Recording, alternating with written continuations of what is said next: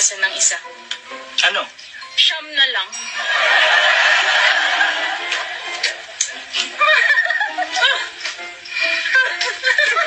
Anong tawag sa puno na hindi mo pwede akyatin?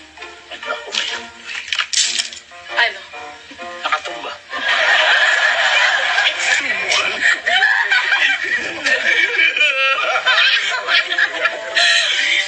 Ano pa yung punong hindi mo maakyat bukod sa nakatanda?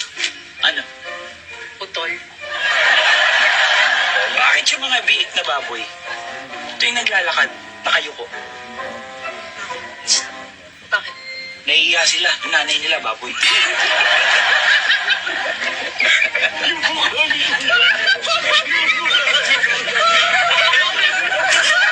Sir, translate this in English. Ang uwak ay hinang-hina at naglalakad-lakad. Okay po.